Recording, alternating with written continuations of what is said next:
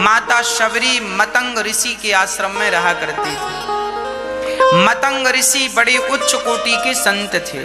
वो चाहते जब तक अपने प्राण रख सकते थे।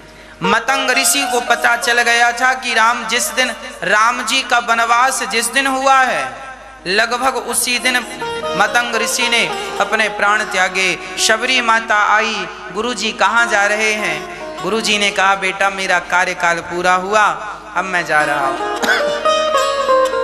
गुरुजी तो मुझे भी ले चलो संग, मैं अकेली कहाँ रहूंगी?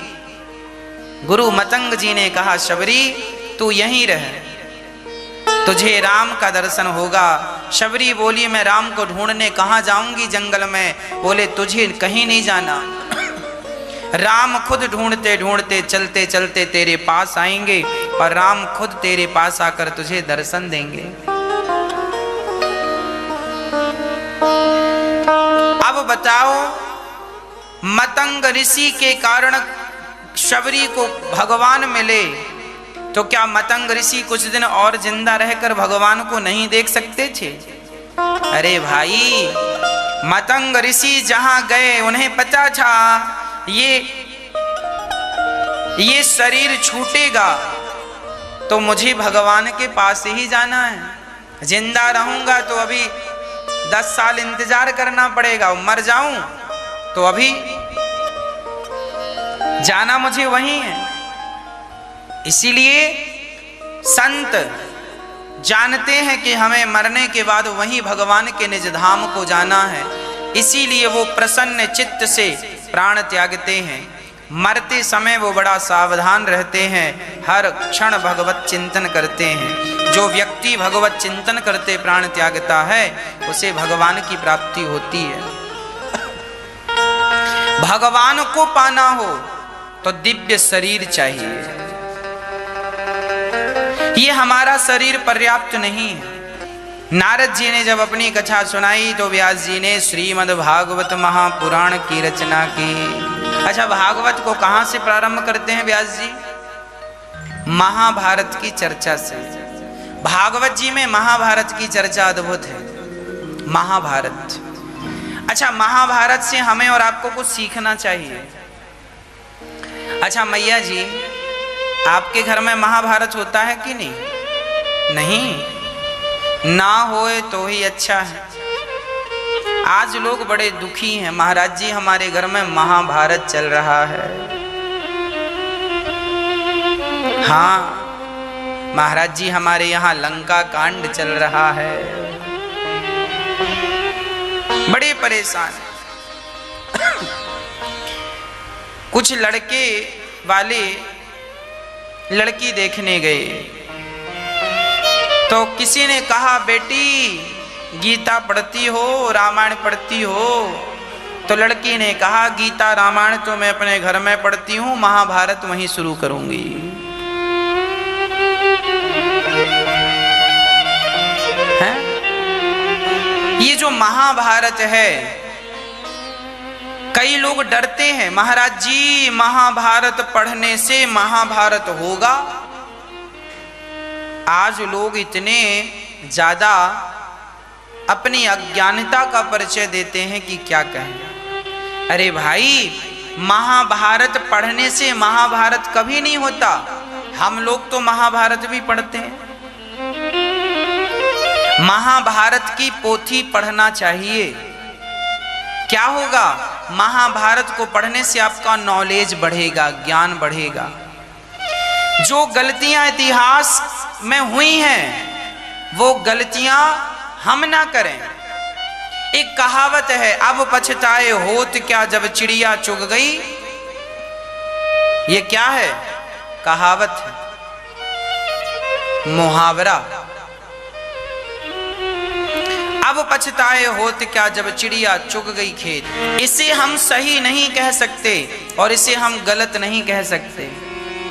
इसे हम समझें और समझकर हम स्वयं निर्णय लें कि ये कितने % बात सही है और कितने % बात गलत है। मैं समझाने का प्रयास करता हूं, आप समझने का प्रयास करना। सुनिएगा, कहावत है, अब पछताए होत क्या जब चिड़िया चुग गई खेत।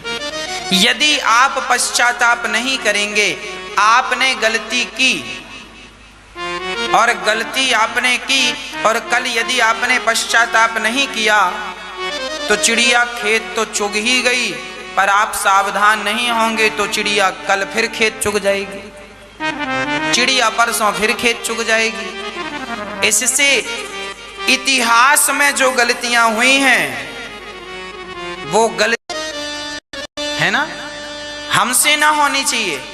अब देखते हैं कि इतिहास में किन किन से क्या क्या गलतियां हुई। महाभारत में हमारा गृहस्थ जीवन महाभारत की कथा से जुड़ा है।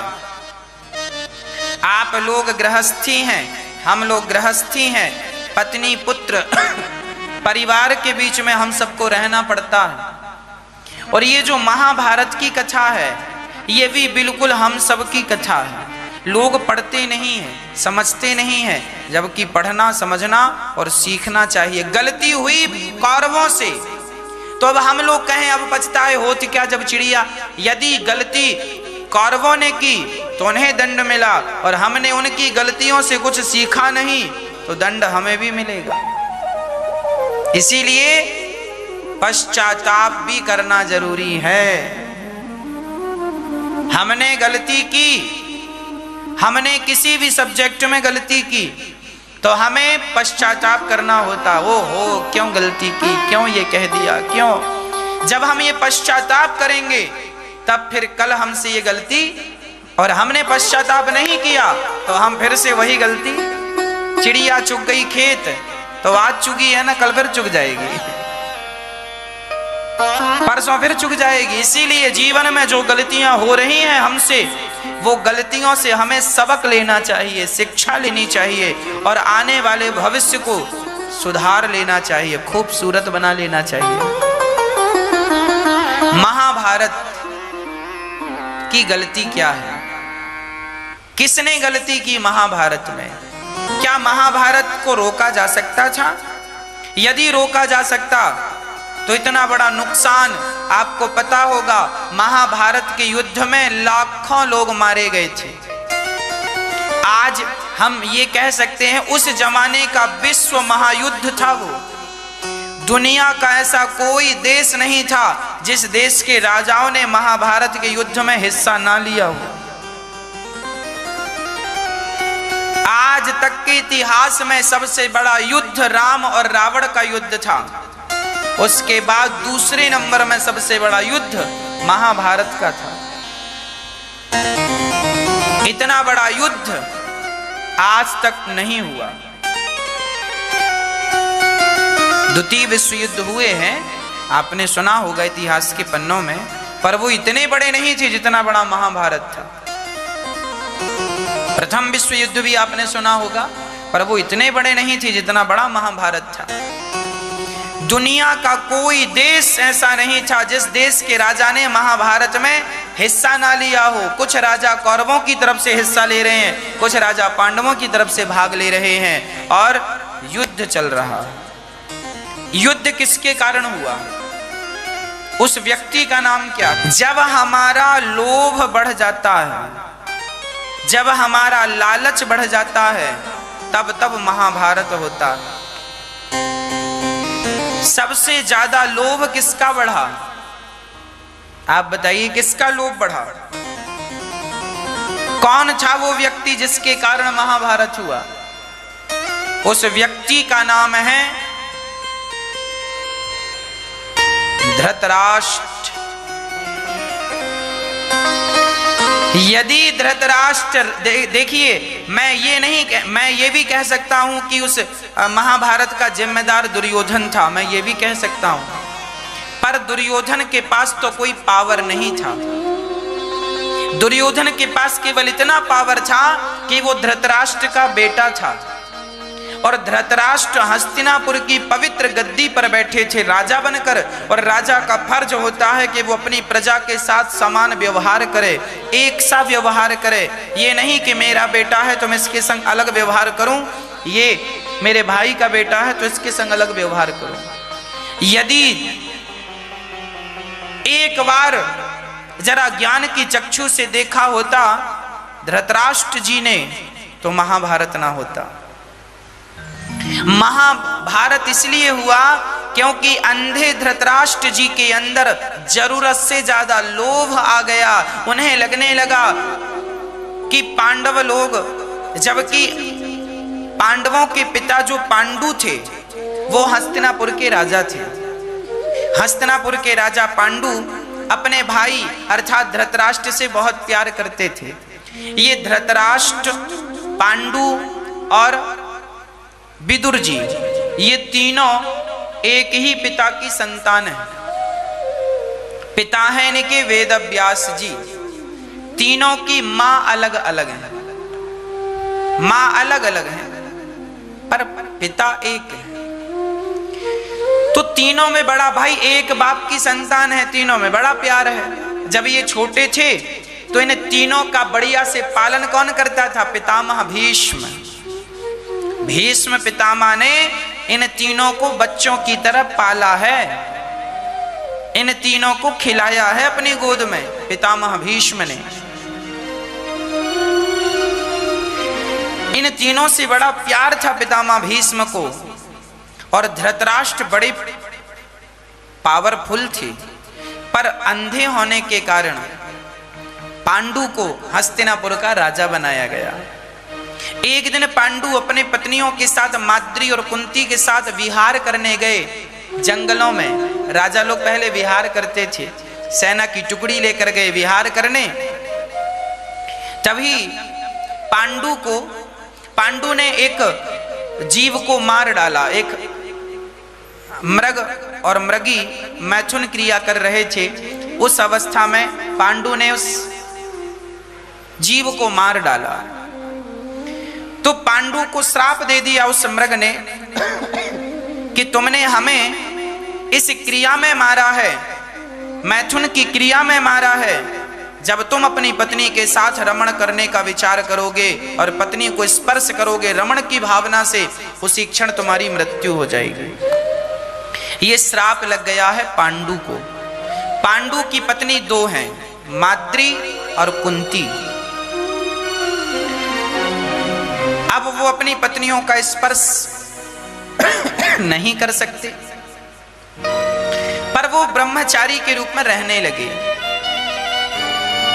तभी आपको पता होगा माता कुंती को दुर्वासा जी ने कुछ ऐसे मंत्र दिए थे जिन मंत्रों के प्रभाव से उनके पुत्र हो सकता था। दुर्वासा जी के पहले मंत्र का प्रयोग किया माता कुंती ने तो कर्ण हो गए, जिसे पानी में बहाना पड़ा, कुंवारे में हो गया। फिर 3 पुत्र हुए हैं कुंती से और 2 पुत्र हुए हैं माद्री। पांडु से पुत्र नहीं हुए, पांडु के द्वारा नहीं, उस मंत्र के प्रभाव से पुत्र हुए। धर्मराज युधिष्ठिर, अर्जुन और भीम, ये 3 पुत्र हैं माता कुंती के। नकुल और सहदेव ये 2 पुत्र हैं माता माद्री के।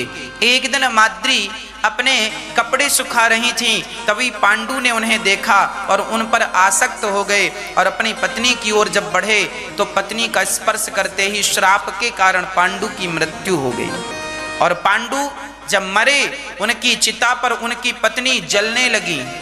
माद्री, कुंती माता बोली मैं भी जल जाऊंगी। तब माद्री ने कहा बहन, यदि आप भी जल जाओगी, सती हो जाओगी, तो इन बच्चों को कौन संभालेगा? आप इन्हें संभालिएगा। माता कुंती बच गईं। उन्होंने अपने आप को नहीं जलाया पति के साथ। वो बड़ी पतिव्रता हैं, कोई संदेह नहीं है, पर अपने आप को इसीलिए बचाए रखा कि इन बच्चों के लिए मुझे रहना है। बच्चे अभी 5 पांडव छोटे छोटे थे। अब सोचिए माता कुंती के जीवन में कितना बड़ा संकट है। आप स्त्रियां जरा विचार करें कि एक स्त्री के 5 बच्चे हैं और पति मर जाए, और घर में उस समय माता कुंती जंगल में थी। जंगल में थी। जब वो अपने घर आई तो उस समय राजा बने कौन बैठे थे? धृतराष्ट्र। जबकि नियम यह था कि राजा का बड़ा बेटा ही राजा बनेगा। पांडु राजा थे हस्तिनापुर के, पर पांडु कुछ दिन के लिए भ्रमण पे गए थे तो राजगद्दी सूनी ना हो, इसलिए पांडु ने अपने भाई धृतराष्ट्र को बिठा दिया राज तिलक करके कि अभी जब तक मैं परदेश में हूं आप संभालना। राजा तो वो ही थे पांडु, पर टेम्परेरी राजा धृतराष्ट्र को बनाए। अच्छा, धृतराष्ट्र को क्या लगा कि अब तो मेरा भाई मर गया, अब उसका राज्य उन्होंने कब्जा कर लिया, अब छोड़ा ही नहीं। देखो ये लालच। आप अपने भाई के साथ, महाभारत में लिखा है कि माता कुंती को भीख मांगकर अपने बच्चों का पालन करना पड़ा। एक राजा की पत्नी भीख मांग रही है और धृतराष्ट्र देख भी नहीं रहे हैं, क्योंकि धृतराष्ट्र के 100 बच्चे हो गए, जिनमें दुर्योधन सबसे बड़ा। अब कानाफूसी क्या होने लगी? नियम तो यही कहता है कि धर्मराज युधिष्ठिर को राजा बनाओ, क्योंकि इनके पिता राजा थे। पर धृतराष्ट्र बोले ना, मेरा बेटा राजा बनेगा। अब लो, अब धृतराष्ट्र ने, दुर्योधन जब छोटा था तो दुर्योधन ने जहर मिला के दे दिया था भीम को। दुर्योधन बचपन से ही पांडवों को मारना चाहता था, जहर देकर मारना चाहा, पर भगवत कृपा से बचे पांडव। एक बार तो गजब हो गया कि दुर्योधन ने एक लाख का घर बनवाया। लाख जानती हैं मैया? माताएं लाख की चूड़ी पहना करती थी पहले जमाने में। लाख की चूड़ी होती थी, वो पिघलती थी प्लास्टिक की तरह। वो प्लास्टिक नहीं होता, पर लाख की चूड़ी होती। उस लाख का घर बनवाया बढ़िया सा, और 5 पांडवों को उस घर में रहने का स्थान दे दिया। बोले तुम्हारा घर ये है। अब देखना जरा, कपट देखिएगा। 5 पांडवों को ये बात धृतराष्ट्र को भी पता थी, पर धृतराष्ट्र तो अनजाने बने, उनको तो पता था। धृतराष्ट्र सोच रहे हैं कि ये कब मर जाएं और कब हम बिल्कुल यहाँ के राजा बने ही रहें। मतलब राजगद्दी पकड़ में आ जाए ना तो आदमी छोड़ना नहीं चाहता, और यही व्यक्ति का लालच उसका सर्वनाश करता है। इस कथा से मैं आगे जो बताऊंगा वो बताऊंगा, अभी सुनो। इतनी इस कथा से आप ये समझिए कि यदि अपने भाइयों का अधिकार छीन कर अपने बच्चों को देना चाह रहे हैं तो अधिकार छीन लोगे, पर छीना हुआ वह अधिकार आपका सर्वनाश ना कर दे तो आप कह देना, मैं लिखित में आपको कह सकता हूं, आप किसी का हक खाओगे, खा लो अपने भाई का, खा लो अपनी भौजाई का हक, खा लो अपने छोटे और बड़े भाई का हक, खा लो पड़ोसियों का हक। तुम्हें अभी मजा आएगा ना चोरी करने में, खाने में, पर वह जो तुम खा रहे हो वह तुम्हारा सर्वनाश करेगा। मरोगे तो कोई रोने वाला नहीं बचेगा। अभी सुनना आगे यही होगा। इसीलिए जो खुद की कमाई है ना, जो खुद का है, उस पर आनंद से जिया करो, आनंद से रहा करो। हमारे पड़ोसी के घर में सोने की दीवारें खड़ी हैं, हमें उससे कोई मतलब नहीं। हमारे आंखों के सामने किसी का करोड़ों का हीरा पड़ा हो, हमारे लिए माटी है। हमारी मेहनत का जो पैसा है वो हमारा है, और फोकट का, फ्री का, पाप का, भ्रष्टाचार का जो है उस पर हमारा कोई अधिकार नहीं है। उसे 1 करोड़ रुपया रास्ते में पड़ा हुआ तुम्हें मिल जाए तो मत उठाना। 1 करोड़ रुपया तुम्हें कोई गलत ढंग से दे तो मत लेना, क्योंकि 1 करोड़ लेने के बाद वह 1 करोड़ तुम्हारी जितनी शांति है वो शांति भी लेकर चला जाएगा। पहले तो मजा आएगा, मैं करोड़पति हो गया, लेकिन बाद में जो खुजली होती है ना, खुजली में खुजलाने में बड़ा मजा आता है, लेकिन उसके बाद जो जलन होती है ना वो बड़ी दर्दनाक होती है। भ्रष्टाचार करने में बड़ा मजा आता, मिल गया फोकट का, मिल गया, गलत ढंग से कमा लिया, मिल गया, पर जब उसका जो रिएक्शन होता है ना, हाँ जी, वो गजब कर देता है। इसीलिए आपसे मेरी हाथ जोड़कर विनती है, गलत ढंग से 1 रुपए भी मत कमाइएगा, मेहनत का कमाइएगा। धृतराष्ट्र ने यही गलती की, भाई का अधिकार हड़प लिया। आपका भी यदि आपने अपने भाई का कोई अधिकार हड़पा हो तो सम्मान इज्जत से लौटा दो, इसी से तुम्हारी और तुम्हारे बच्चों की भलाई है, नहीं तो आगे बहुत बड़ा नुकसान हो जाएगा। अरे तुम्हारा भाई भले ना देखे, पर विधाता तो देख रहा है। वो अंधा थोड़ी है, धृतराष्ट्र अंधे थे, भगवान थोड़ी अंधे हैं।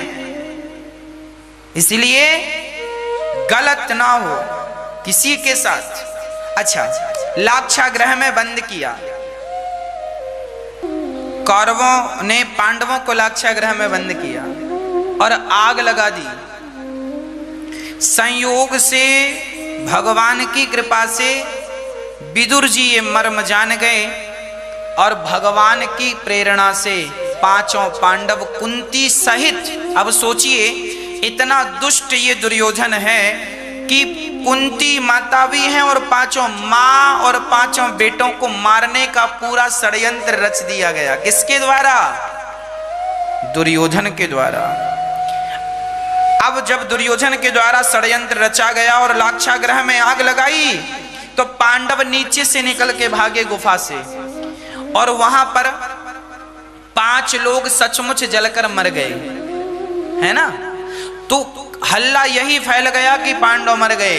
अब तो इन लोगों ने बड़ी चैन की सांस ली। धृतराष्ट्र तो दिखाने में बहुत रोए, मेरी कुंती चली गई, मेरे बच्चे चले गए, पर अंदर बड़े प्रसन्न थे। ठीक मर गए, ठीक मर गए, ठीक मर गए, हमारा तो रास्ता साफ हो गया, साफ हो गया। पर ऊपर से रो रहे हैं, अंदर से खुश है। दुर्योधन बड़ा खुश, भूला नहीं समारा कि पांडव मर गए, पांडव मर गए। अब देखिएगा, दूसरों को मारकर जिंदा जलाने का प्रयास किया।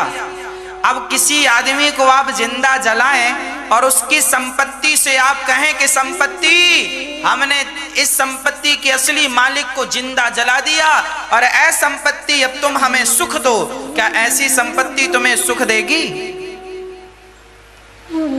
और दुर्योधन ने यही चाहा, पांडवों को जला दिया आग में। और अच्छा, पांडव तो बच के निकल गए, पर इन्हें लग रहा है कि मर गए, मर गए।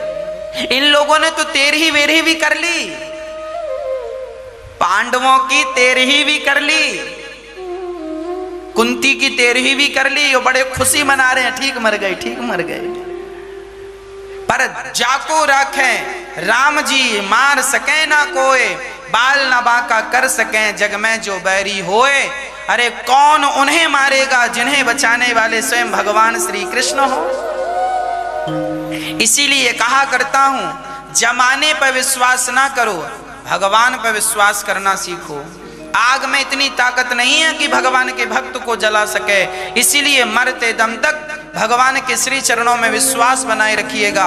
लाख दुश्मन आपके साथ आपको मारने का प्रयास कर रहे हो, लाख दुश्मन एक तरफ और मेरे श्री कृष्ण की कृपा एक तरफ। इसीलिए केवल विश्वास, विश्वासो ही फलदायक मंत्र जाप मम दृढ़ विश्वासा। भगवान के श्री चरणों में केवल विश्वास रखिएगा। धृतराष्ट्र, तुम्हें बड़ा मजा आ रहा है? हाँ, गद्दी पे बैठने में बड़ा मजा आ रहा है। हाँ जी, अभी मजा लूटो। अभी तुम्हारी आंखों के सामने तुम्हारे ये 100 बच्चे मरेंगे। अभी बड़ा मजा आ रहा है ना गलत करने में? करो, हाँ मजा आ रहा है। अभी जब सजा मिलेगी तो नानी याद आएगी, नानी।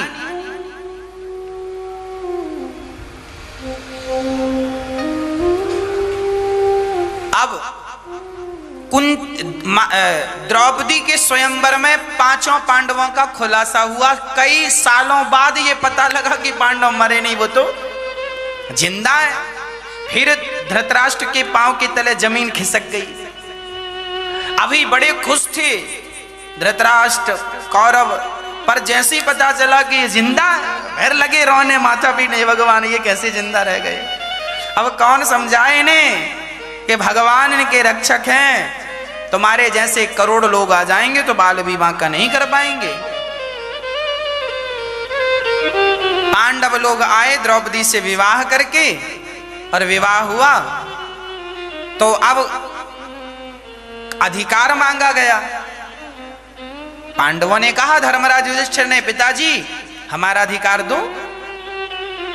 अब देखना जरा, नियम तो यही था कि धृतराष्ट्र कहते कि बेटा धर्मराज युधिष्ठिर आओ, हम तुम्हारा राज्य अभिषेक कर रहे हैं, इस गद्दी के अधिकारी तुम हो, तुम्हारे बाप बचपन में मर गए थे, दर दर की ठोकर तुम लोगों ने खाई है, आओ तुम्हें राजा बनाते हैं।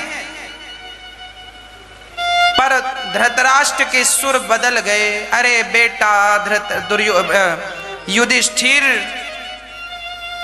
अब हम इस गद्दी पर बैठे हैं, सोच रहे हैं कि अपने बेटे दुर्योधन को राजा बना दें। एक काम करो, हम तुम्हें दूसरी जमीन देते हैं, तुम वहां घर बना लो। देखो जमीन दे रहे हैं, घर बनाने का पैसा भी नहीं दे रहे हैं, जबकि इन्हीं का खा रहे हैं और इन्हीं को आंख दिखा रहे हैं।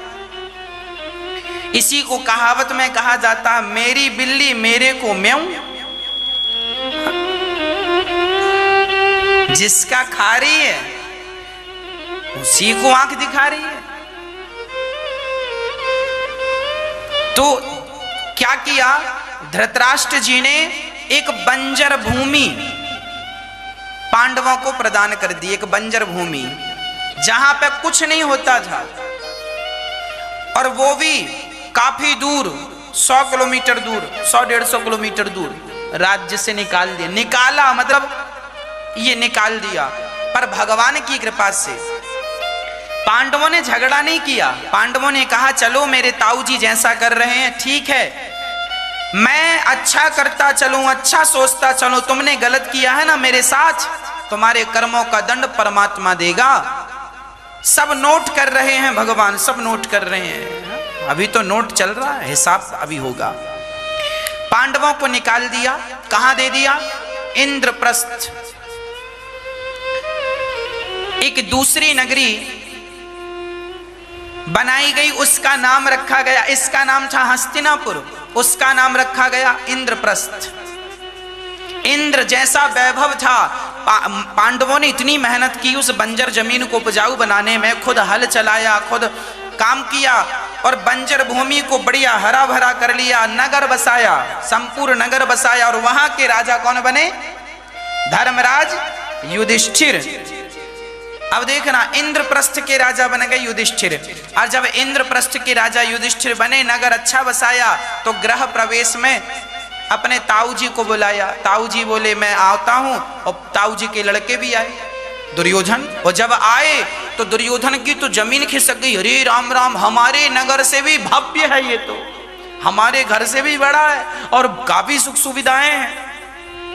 तो वहां पर विश्वकर्मा ने ऐसा बनाया था, उनका घर ऐसा डिजाइन किया था, क्या इंजीनियर थे उस जमाने के साहब। जहां पानी था वहां, जहां जल था वहां थल दिख रहा था, और जहां थल था वहां जल।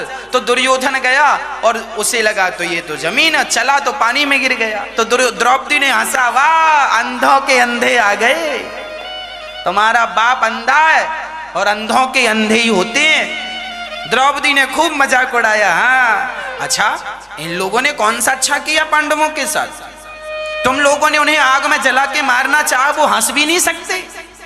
ठीक हंसा द्रौपदी ने, अंधों के अंधे होते हैं। अब दुर्योधन को बड़ा बुरा लग गया, अरे बड़ा हंस रही द्रौपदी, अच्छा देखता हूं। फिर योजना बनाई दुर्योधन ने अपने पिता से, धृतराष्ट्र से, पिताजी पांडवों को बुलाया जाए और जुआ के लिए कहा जाए। ये षड्यंत्र किसका था। अब आप लोग प्रश्न करते हैं, महाराज जी धर्मराज युधिष्ठिर जुआ क्यों खेले। अरे धर्मराज युधिष्ठिर कभी जुआ नहीं खेलते थे। महाभारत का ये सारा सब्जेक्ट मैंने होशो हवास में पढ़ा है। धृतराष्ट्र ने पांडवों को बुलाया, आओ, कहा युधिष्ठिर अर्जुन दुर्योधन की इच्छा है तुम जुआ खेल लो। अब देखो कैसे ताऊ जी थे, अपने बच्चों से कह रहे हैं जुआ खेल लो। अब इनका सत्यानाश नहीं होगा तो क्या होगा। ऐसे ताऊ जी तो भगवान किसी को ना दे, जो अपने बच्चों से कहें जुआ खेल लो। कहो मैया जी, ऐसे ताऊ जी तो नहीं चाहिए ना। हाँ, धृतराष्ट्र जैसे ताऊ जी कौन चाहेगा। पुत्र मोह में, ये केवल आंखों से अंधे नहीं थे, पुत्र मोह में भी डबल अंधे थे, अंदर की भी आंखें समाप्त ही थी। जुआ के लिए एक बढ़िया सा महल बनाया अलग से, उसमें बढ़िया बढ़िया खंबे लगवाए और द्यूत सभा बनवाई, द्यूत सभा बुलाई। अब दुर्योधन जुआ खेलने बैठा और चूंकि आज्ञा किसकी थी? ताऊ जी की, धृतराष्ट्र की। तो चूंकि धर्मराज युधिष्ठिर ऐसे आज्ञाकारी बेटे थे कि अपने ताऊ जी की कोई भी बात कभी टालते नहीं थे। जब टालते नहीं थे तो आज ताऊ जी ने कहा कि तुम जुआ खेलो, तो इस बात को कैसे टाल दें? चलो ताऊ जी की आज्ञा है तो खेल लेते हैं। और जब खेला जुआ तो पासे कौन फेंक रहा था? जबकि जुए का नियम होता है जो खेलेगा पासे वही फेंकेगा, पर यहां तो देखिए शुरुआत में ही कपट था। खेल रहा था दुर्योधन और पासे फेंक रहे थे मामा शकुनी। जबकि युद्ध का खेल का नियम होता है कि मैं खेल, भाई क्रिकेट में भाई मैं बॉल कर रहा हूं तो मैं ही, मेरे बदले कोई और थोड़ी करेगा। मैं रन बना रहा हूं तो मेरे बदले थोड़ी कोई और बना देगा। अभी किसी कारणवश मैं 2 रन बना के आ गया और कहूं कि भाई साहब जरा धोनी तुम आ जाओ, जरा आगे तुम खेलो मेरी पारी, तो ऐसा थोड़ी होगा। अपना अपना खेलो, जो तुम खेलोगे वो तुम्हारा, जो वो खेलेंगे वो उनका। तो महाभारत में पहला कपट यही हुआ कि खेल रहा था दुर्योधन और पासे फेंक रहे थे मामा शकुनी। ये जो पासे थे शकुनी मामा के पास, ये शकुनी के पिता की हड्डियों के पासे थे। उन पासों को इन्होंने सिद्ध कर रखा था कि ये पासे इन्हीं के पक्ष में आएंगे। ये पासों में भी बहुत बड़ी कहानी है। पिछली बार किसी कथा में हमने इन पासों की भी कथा आपको सुनाई थी। अभी तो केवल ये सुनाते हैं कि पासे फेंके शकुनी मामा ने और पहले दाव में अपना कीमती हार लगाया तो हार गए, फिर अपना सैनिक लगा दिए, सैनिक हार गए, फिर अपने इंद्रप्रस्थ का खजाना लगा दिया, सोने से भरा, वो हार गए, चांदी का खजाना, हीरों का खजाना हार गए, पूरी इंद्रप्रस्थ हार गए, अपने भाई अर्जुन को हार गए, नकुल सहदेव सबको हार गए, अंत में अपने आप को लगा दिया। अब मामला खत्म। तब चाल चली शकुनी मामा ने, बोले भांजे एक और द्रौपदी को लगाओ, यदि द्रौपदी का आप जीत गए तो सारी संपत्ति ज्यों की त्यों वापिस। द्रौपदी को दाव पर लगाया, आखिरी दाव द्रौपदी का दाव लगाया और पासे तो शकुनी के पक्ष में जाने थे। पासे चले और वो दाव भी हार गए, द्रौपदी को हार गए। अब दुर्योधन ने कहा दुशासन जाओ, बुला कर लाओ उसे, पकड़ कर लाओ। दुशासन चला। उस समय द्रौपदी मासिक धर्म में थी, उसने अभी ऋतु स्नान नहीं किया था।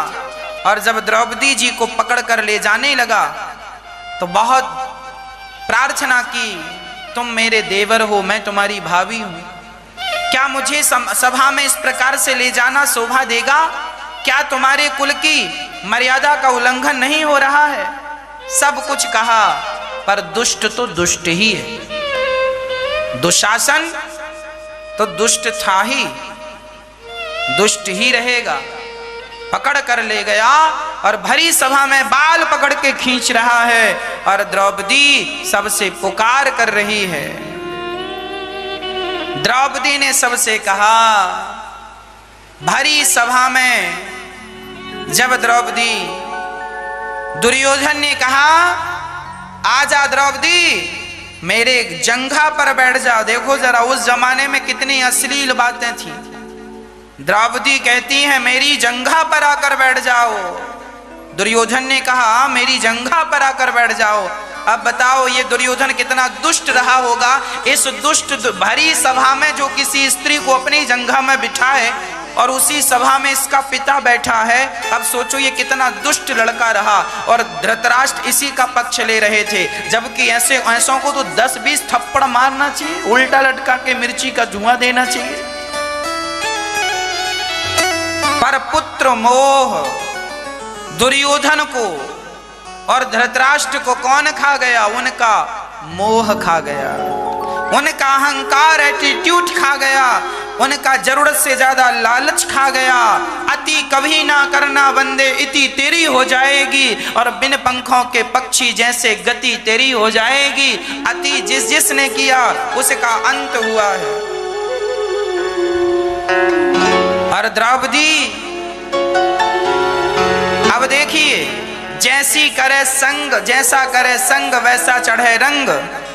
दुर्योधन की संगत कर्ण भी करते थे, और कर्ण कौन है? कुंती के पुत्र हैं, 5 पांडवों के सगे भाई हैं, पर दुर्योधन के संग कर करके उनकी भी बुद्धि बिगड़ गई, और उन्होंने कह दिया कि इसके तो 5 पति हैं, 6वें हम हो गए तो क्या बुराई है।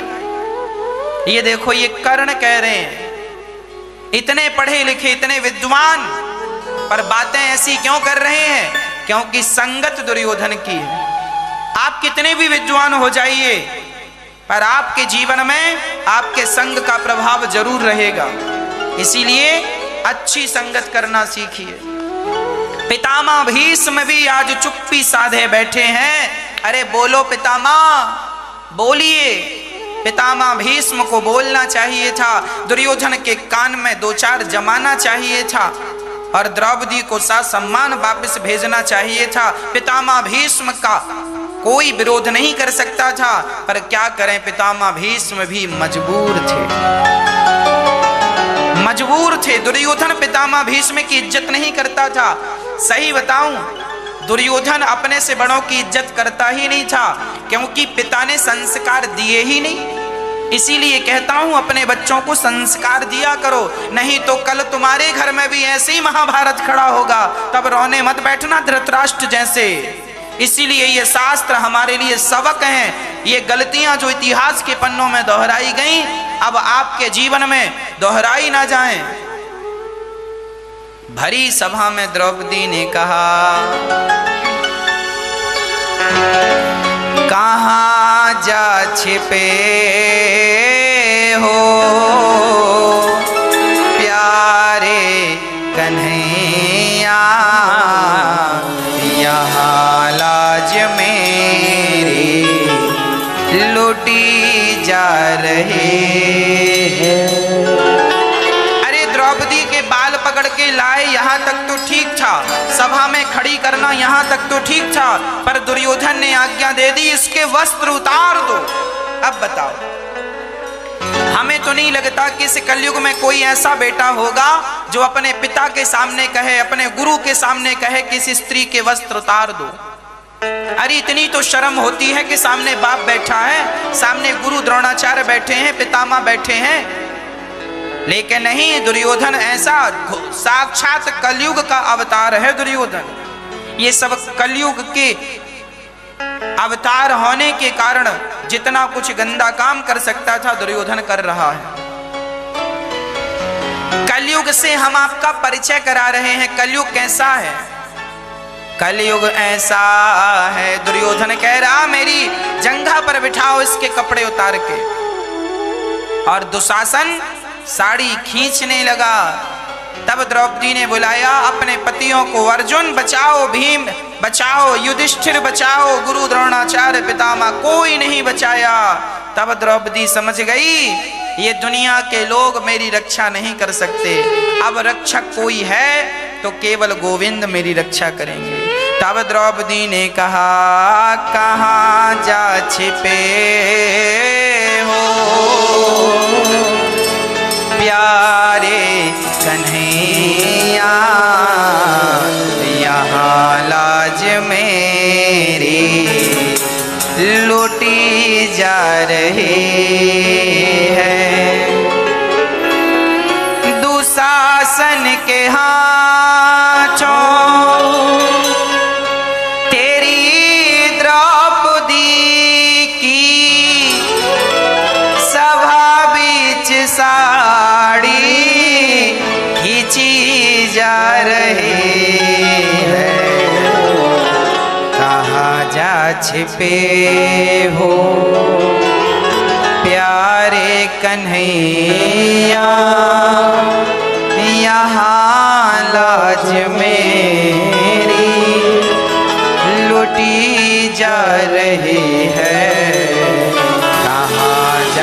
छिपे हो।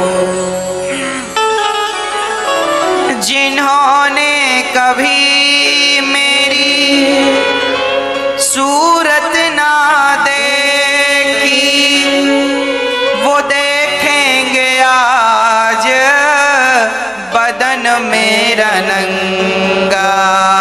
जुआ में पति जी मेरे हारे हैं बाजी।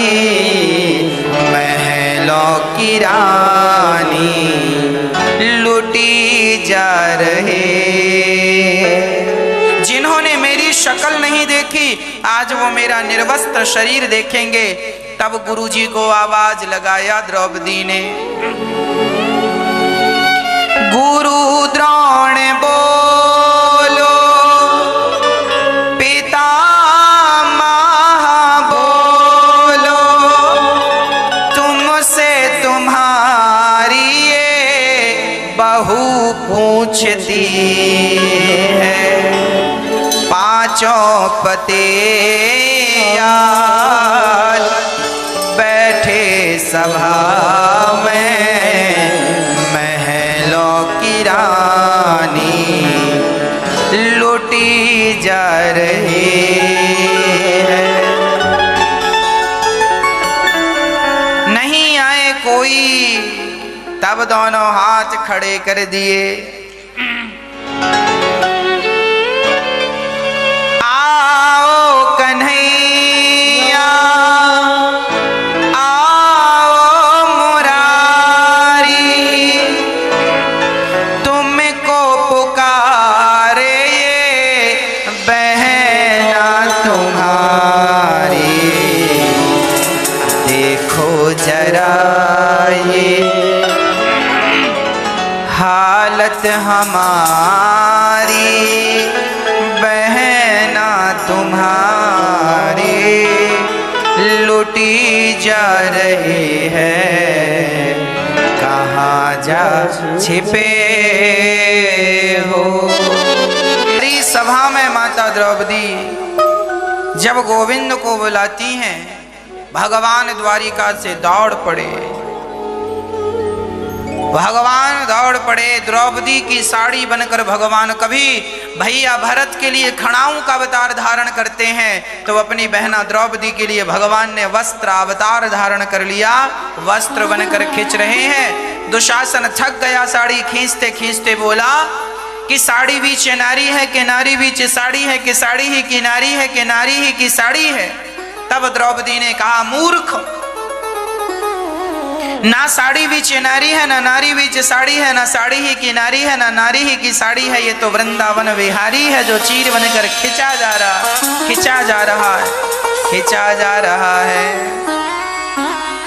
जब हम ये कहते हैं कि मेरा कोई ना सहारा बिन तेरे नंदलाल सवरिया मेरे, मेरा कोई सहारा नहीं है भगवान के सिवा। भगवान ही हम सब के सहारे हैं। इसलिए हम सभी को उन्हीं को एकमात्र अपना सहारा मानना चाहिए।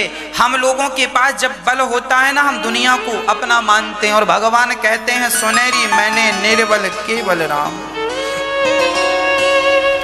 सुनेरी मैंने निर्बल केवल राम। जब तक द्रौपदी के पास पतियों का बल था तब तक भगवान नहीं आए। अच्छा, अपना बल लगा रही हो, लगा लो। इसीलिए अपना कोई बल ना लगाएं। हे गोविंद, हम तो आपके भरोसे हैं, आप ही हमारा बल हैं। हम तो आपके पांव की धूल हैं, हम तो आपके दरवाजे की चींटी हैं। अब इस चींटी को चाहे तो मसल दो, चाहे तो प्यार से अपने द्वार पर रख लो। हम तो आपके दरबार की चींटी हैं। हमारी हैसियत कितनी है, धूल हैं हम, धूल। हे नाथ, हम आपके हैं। हे गोविंद, हम आपके हैं। बस प्रिय भक्तों, भगवान हम सबके रक्षक हैं। अंत में क्या हुआ? जुआ खेला, पांडवों का वनवास हुआ 12 वर्ष का और 1 वर्ष का अज्ञातवास। इसके बाद क्या हुआ? महाभारत। अभी दुर्योधन, दुशासन, धृतराष्ट्र बड़े प्रसन्न हैं, हमने तो जुआ में हरा के 12 साल वनवास भेज दिया, अब वहां से लौटेंगे थोड़ी। लेकिन पांडव फिर लौट आए। बड़ा मजा आ रहा है ना गलत काम करने। अच्छा है, ठीक है, अभी सजा। और महाभारत हुआ और भीम भैया ने 100 की 100 कौरवों को, 99 को मार दिया। अब बैठे बैठे धृतराष्ट्र रो रहे हैं, कन्हैया मैं क्या करूं? हाँ कन्हैया क्या करूं? समझाने आए तो थे शांति दूत बनकर भगवान, अपने बेटे को नहीं समझाया, अपने बेटे को 2 थप्पड़ नहीं जमाया। अब रोने से क्या फायदा? सही वक्त पर समझ गए होते, सही निर्णय ले लिया होता तो ये दिन देखने ही क्यों पड़ते? आदमी पहले तो गलत करता है, उसे समझाओ तो समझता नहीं है, और बाद में जब उसके कर्मों का दंड मिलता है तो रोने बैठ जाता है। अब रोइए मत, अपने कर्मों का दंड भोगिए। इसलिए परमात्मा मेरे मालिक की दुकान में सब लोगों का खाता, किसी को कौड़ी कम नहीं देता, किसी को दमड़ी ज्यादा। समझदार तो चुप रह जाता, मूर्ख शोर मचाता। मेरे मालिक की दुकान में सब लोगों का खाता। जैसी करनी वैसी भरनी, आज किया कल पाएगा। चढ़ता सूरज धीरे धीरे ढलता है ढल जाएगा। को ना काहू को सुख दुख कर दाता, निज कृत कर्म भोग सब भ्राता। हाँ जी, ये जो तुम्हारे कर्म दंड हैं, अब तुमने मजे तुमने लूटे, अब दंड भी तुम उठाओ। जब सुख तुमने उठाया, दुख कौन उठाएगा? इसलिए कोशिश कीजिए कि आपके द्वारा, आपके मन से, वाणी से, कर्म से हम किसी का दिल ना दुखाएं। मनसा वाचा कर्मणा, आप किसी का दिल ना दुखाएं, किसी के साथ अन्याय ना करें, किसी के साथ गलत ना करें, नहीं तो सजा मिलेगी मिलेगी। पितामह भीष्म को बाणों की सैया पर लेटना पड़ा। क्यों? क्योंकि पितामह भीष्म ने किसी जन्म में एक सांप को कांटों के ढेर में डाल दिया था, और सांप तड़प तड़प कर मर गया। कांटों के ढेर में डाला तो पितामह को भी बाणों की सैया पर लेटना पड़ा, कर्म दंड भोगने पड़े। पितामह भीष्म भगवान के भक्त थे, परंतु साथ तो दुर्योधन का दिया। भरी सभा में द्रौपदी की लाज खींचते देखी, क्या इसका दंड मिलना नहीं था? कोई भी हो आप, पर दंड मिलेगा। इसीलिए हाथ जोड़कर प्रार्थना करता हूं, गलत व्यक्ति का साथ ना दीजिए, झूठ का साथ ना दीजिए, सदा सत्य के साथ रहिए, सदा धर्म के साथ रहिए। कौरव हारे, पांडव जीते। क्यों? क्योंकि कौरव अधर्म के साथ थे और पांडव धर्म के साथ। और जो धर्म के साथ होता है, भगवान श्री कृष्ण उन्हीं का रथ चलाते हैं जो धर्म के साथ चल रहे हैं। ईश्वर आपकी गाड़ी चलाएंगे कब? जब आप धर्म के साथ खड़े होंगे तब। महाभारत हुआ 99, दुर्योधन की जंघा टूट गई। अश्वत्थामा आया, मित्र मैं क्या करूं? अश्वत्थामा ने कहा क्या करूं बताइए, मुझे आपने सेनापति बनाया होता तो मैं कब का पांडवों को मार देता। ऐसा गुरु द्रोणाचार्य के बेटे अश्वत्थामा ने कहा, जो कि दुर्योधन के मित्र थे।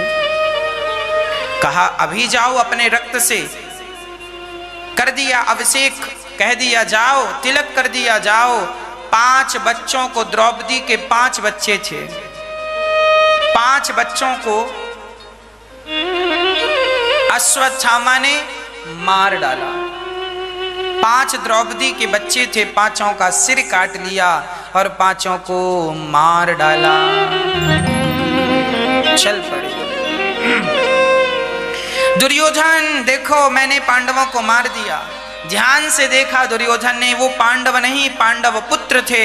दुर्योधन रोने लगे, वाह मित्र, तुमने तो मेरा वंश ही नष्ट कर दिया, कोई पानी देने वाला नहीं बचा। पहले प्रसन्नता हुई कि पांडव मारे गए, बाद में दुख हुआ कि ये पांडव पुत्र हैं। उसी क्षण दुर्योधन की मृत्यु हो गई। और अश्वत्थामा को पकड़ने अर्जुन कृष्ण को सारथी बनाकर चले।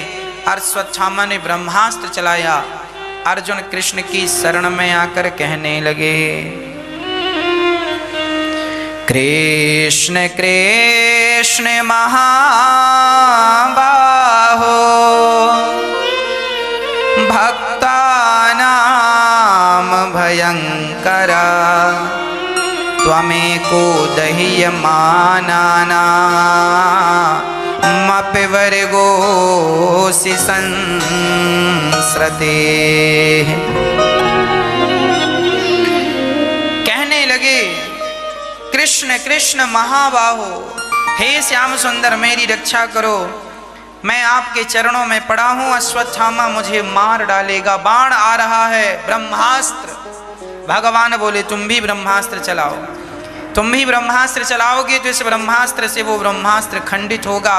अर्जुन ने भी आज्ञा पर ब्रह्मास्त्र चलाया और ब्रह्मास्त्र के चलते ही इस ब्रह्मास्त्र से वो ब्रह्मास्त्र खंडित, पृथ्वी डगमग डगमग डोलने लगी।